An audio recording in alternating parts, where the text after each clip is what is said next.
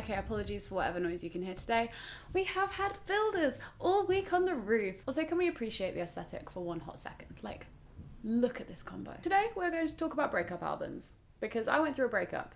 May have mentioned it a couple of times this month. And you know what's great? Loads of musicians write about breakups. When you're feeling like the shittest thing you've ever felt ever, there's just like a wealth of material to help you feel either more shit or less shit, or empathy shit. There is so much out there to make you feel moderately better or moderately worse than you're already feeling. So I'm going to run you through a couple of things that have helped me personally, and albums that I just think are very good breakup albums. The sound quality may have suddenly changed because I brought the microphone closer to me. Don't judge it, just go with it. I don't think you can have a breakup album video without talking about For Emma Forever Ago, which is an album by Bon Iver or Bon Iver. That's really hotly debated and has been my whole life that I've known of them. I say Bon Iver. What do I say? I say Bon Iver?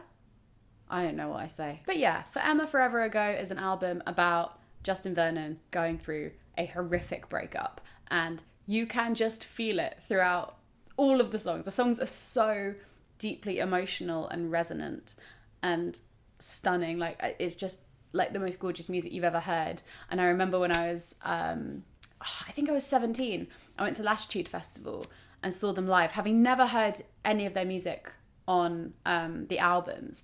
But I went with my friends because they adored Bon Iver. Okay, so I say Bon Iver.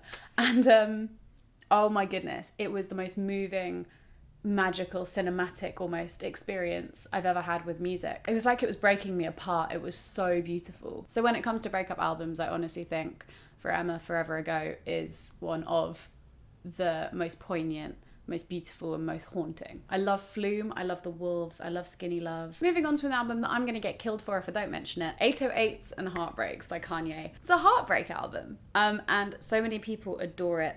It's a shame I've never quite got into it, but I think it's worth recommending because if you're looking just to feel your breakup emotion, that's the album. It doesn't matter if you like it or not. Like, that feeling is so potent and poignant. You can really just kind of absorb it. I really like the song Say You Will. I like Streetlights. I think Streetlights is really beautiful, actually. But yeah, there are some really beautiful moments on that album, and I would highly recommend it if you're feeling really in your feelings. I'm going to mention Songs in A Minor by Alicia Keys because one, I adore Alicia Keys. I think Songs in A Minor and Diary of Alicia Keys are really beautiful albums.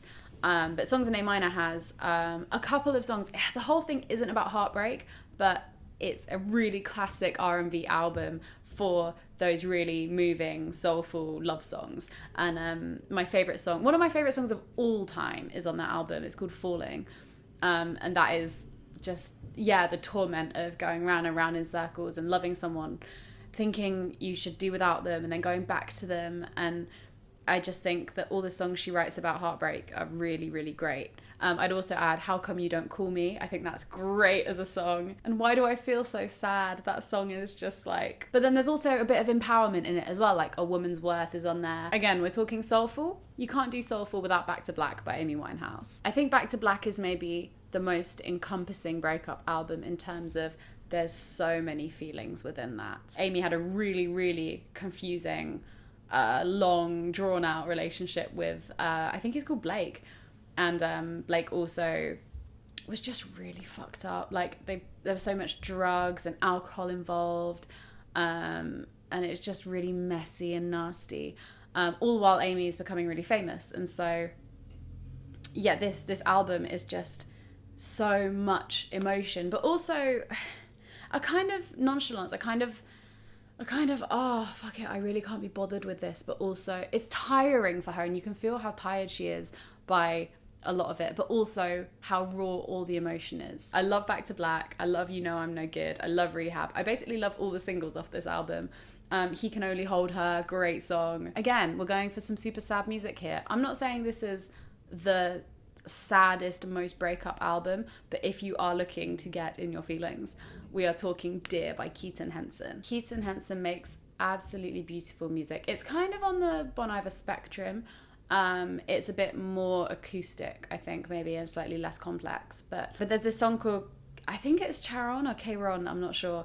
But it's honestly one of the most beautiful things my ears have ever heard. And he sounds so fragile and he sounds so sad. It just makes you want to cry. And if you're looking for more tears, Great album for that. Then we need to talk about Banks. Banks has 2 albums. She has Goddess and The Altar, both of which are heavily breakup themed. The Altar especially. The Altar is kind of about a big breakup, about how she thought that the person she was with would take her to the altar. But they were actually really manipulative and not very nice. And she explores all of that. And to the point where I think there's one interview with her when the album first came out where she actually starts crying when she's talking about it, because it's just affected her so personally and so much. I love The Altar as an album. I think it's really, really well crafted. And it seemed to be like skipped over, like no one really listened to it. But it's really, really beautiful. And it's got a lot of anger in it as well. And I feel that I really get a lot out of angry music. Dark, angry music is where my heart is at. So when I found that album, it was very good timing. The song Mind Games is absolutely stunning. I actually love the song Lovesick, although it's not about the breakup. It's about falling for someone new, I think. And about how you can't forget people. I love songs about being like kind of in crush, like in infatuation with someone. But yeah, Fuck With Myself, really empowering. Weaker Girl, This Is Not About Us. There's so many good songs on that album. This album is a throwback to when I was 13 and I was an angsty teenager, but it's the album that made me fall in love with Paramore.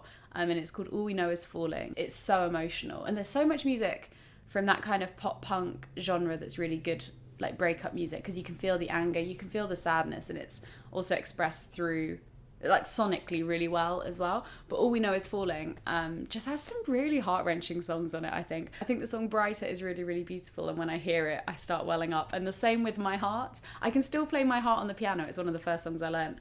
But they're just really, really angsty, full of emotion songs, and yeah, you can just feel it.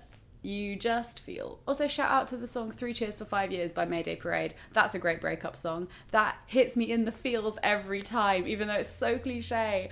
It's just so good. And now, onto 2 albums that really helped me. The first one is Free Black by Black. If you've been anywhere near my Spotify for the past 6 months, you'll know that I am absolutely in love with this project. I actually don't even think it's been out 6 months, maybe 5 months. It's a beautiful album. I don't even know, it's a project, you know, it's like a mixtape. It's R&B kind of tinged, but like quite a dark R&B, a bit like The Weeknd, but like more like kind of fresher. I don't know. I really like Rules, I really like Free, I really like Learn Ya. I like this whole album. Worst Luck is really good. It's another one for getting in your feelings a little bit. Like when you're kind of on public transport, you want to be moody and emotional. Like that is the album for that. And now finally, we should probably talk about the Neighborhoods mixtape, because if you've been cheated on, you need this. From the sounds of things, what happened was they went into the studio. The lead singer that I can't remember the name of has found out the night before he's been cheated on.